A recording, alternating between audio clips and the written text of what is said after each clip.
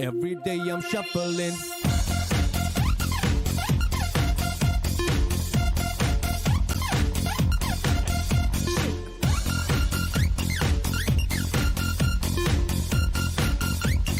Shuffling.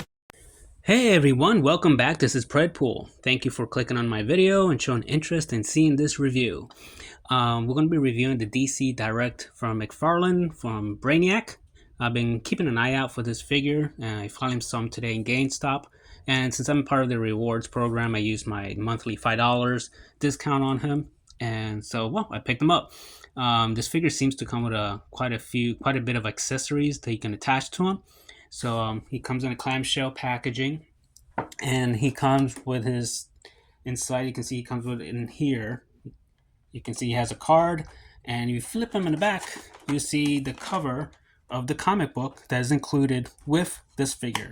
So yeah, that's not a bad deal. You get the figure, you get the card, get the accessories, and a comic book. And you know, most comic books nowadays are like $3 or more. So, you know, that's not a bad deal as far as what you're getting. So I'm going to go ahead and open this guy up and see how he's like. Just give me 1 minute. Alright, so I took him out of the package, I took out his accessories, and here's the figure. So, no problem standing, and, you know, he's not that very top heavy, which is really nice. So, and when you, you saw that, you laid him right there, no issues, didn't flip over or anything like that. So that's pretty cool. Unlike his Warhammer's Gene Stealers, that they seem to be top heavy and they seem to fall over. But going into now as far as sculpting and detail, as many have mentioned before, that's where Mcfarlane excels. When he gets into robots, monsters, and so forth, his sculpting is just crazy amazing. So here he has the other parts. So yeah, that's really nice. It's got like a nice wash to him.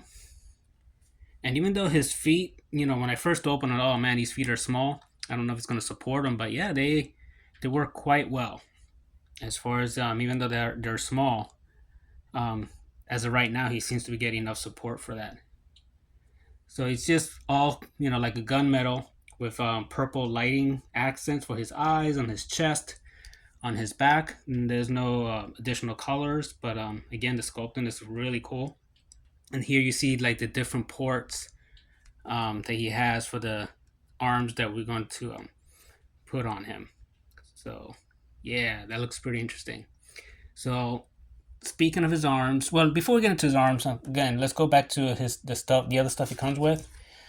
Standard Mcfarlane stand, you get that. As I mentioned already, you get the card, which is the same artwork as the comic book. With you get his bio in the back. Then again, here's the comic book. So you get those extras. Then as far as the arms, you get two tentacle looking ones. They're static. They're not bendy wire or anything like that. But again, they seem to match the same paint and color as the rest of the body. So you get those two. And then you get these two like baby arms. So you get this one here that's like an open claw, and it's not articulated. These here, they just plug in and they're static. So you get those. And then you do get a longer arm one, which again, the only articulation you're going to get is going to be this joint right here, which, you know, you're going to be able to move it up and down. This is, again, not a joint. You cannot move this, and you have no articulation here either. Would have been nice at least if this part had a articulation on it, but for $24 with everything that you get, I kind of let it slide. So it's not exactly like the most premium figure either. So let's place some of this stuff on him. And again, this is going to be a guessing game because I don't know where everything goes. I think that the smaller arm ones would probably be best to go on his top over here. So, or maybe, I don't know, let's see, if I put this one here, Okay. Well, that works for me. But again, you can play around, put however you feel. You know, make it your own. Brainiac. So I'm gonna put. I think I'm gonna keep this baby hand there. Then I'm gonna put the other one. This one. I might go and put that over here. Kind of keep the two smaller arms going in his bottom mid area. So then over here, you got these two top ports. I'm going to put the tentacle ones here.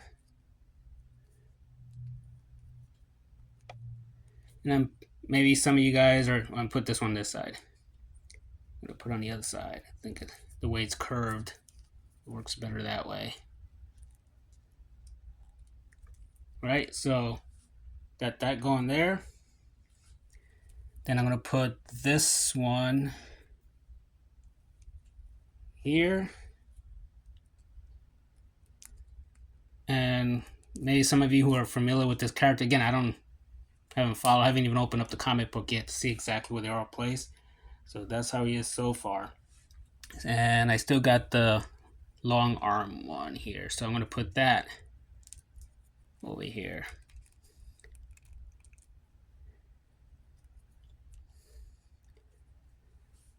Yeah, I dig it. This is a very interesting figure, I tell you that much right now. And even if you're not, so let's go over articulation.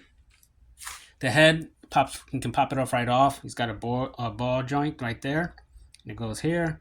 So with that, you can move his head up. You can look quite a bit all the way up. You can look. Let me move this out of the way so you can get a better view. Down, and it does come off quite easily. So down, he doesn't quite look as much.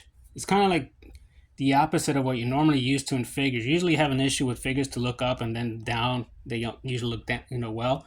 With him, is the opposite. He can look up fine, no problem, but you're not going to get a whole lot of range down. But it's good enough. I mean, if you look at him this way, he's looking down sufficient. As far as his torso, the only articulation he's going to have is right here. So it's kind of like on a ball joint, so you can move him side to side. You can, as far as going back, you're not going to get, because he has this piece right here. So if you move back, it stops him. So you can only pretty much have him straight back. It's kind of like a turtle shell, basically, that he has. Now forward, he gets a nice decent range. Again, this is similar to, close to the Gene Stealers from the Warhammer 40k that Mcfarlane also does. So it's kind of got similar posing abilities as that. He's got double jointed elbows. So yeah, that's a nice range you can get there. And he gets that on both arms. Even the one that's like a little hatchet or something, he has a hook. His elbows, his shoulders, you can twist them around. He has, basically, you can move up and down here, and he does have a bicep swivel. Okay. As far as his thighs, he can do pretty much he can do the Van Damme. He has also thigh swivel. Double knee articulation. Let's see how far back. Yep.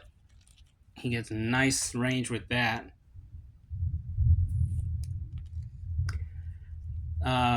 No thigh swivel. And he has a ball joint on his ankles, and he has a really nice rocker. So, do I recommend this figure based on what my first impressions here? Yes, I do. For even if you get them at the regular price, again, GameStop had them for $25. It's not a bad deal at all, in my opinion. So, let's do some comparisons. Let's do some multi-arm figures Oh, there goes Terminator. And those of you that collect NECA and have this figure understands the perils of having this figure. Alright, so here is the Gene Stealer, which is a multi-armed, also similar as far as built. And this guy, again, he is a lot more top heavy than Brainiac. So let's see if I can get him to stand.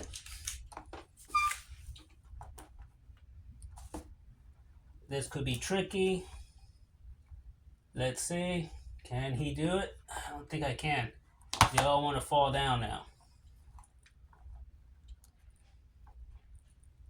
Alright, so got him up. Put this guy back up. And up, there he goes. Now with this, I think it's mostly because of where I have him on, then that is not exactly the most stable where to put the board.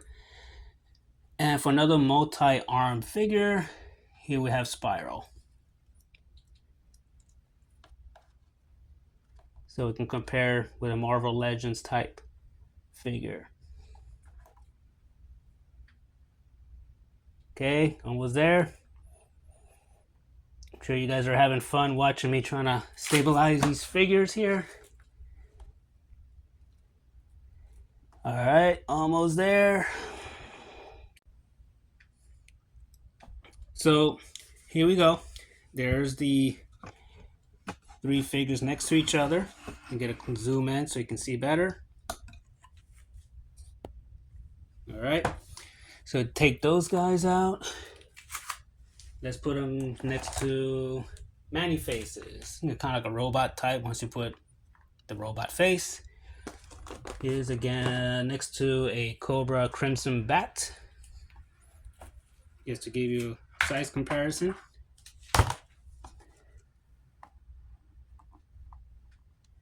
And I think maybe he is a little top heavy. You know, once I put all these arms on him, that's where you're gonna now have what you're seeing. And keep falling over. And let's just do one last comparison. Let's put a Terminator, Arnold, and Storm Collectible, Cyrax.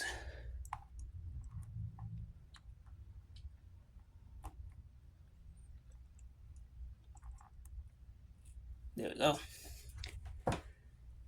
Alright, so that's going to be my review. I'm sorry that took a lot of time as far as having them stand up. Apologize for the time wasted on that. Final verdict. It's a very nice sculpted figure. Comes with quite a bit of accessories. Despite maybe you seen on the video he falling over a few times. That's mostly because this surface is a little bit wobbly right now. And I didn't quite took more time to as far as adjusting his knee joints and so forth. But yeah, you may experience that he might topple over a few times. So yeah, it's a very interesting robot. And again, I'm not buying him because I'm a fan of, say, specifically this Brainiac. But just the possibility of using them in different lines. You know, whether it be Cosmic Legions, just a rapid robot to use with any other line they may want to use. So, alright. So, thank you again for clicking and watching. I hope this again was helpful. And please like and subscribe. And I hope to see you next time. And enjoy collecting. See you later.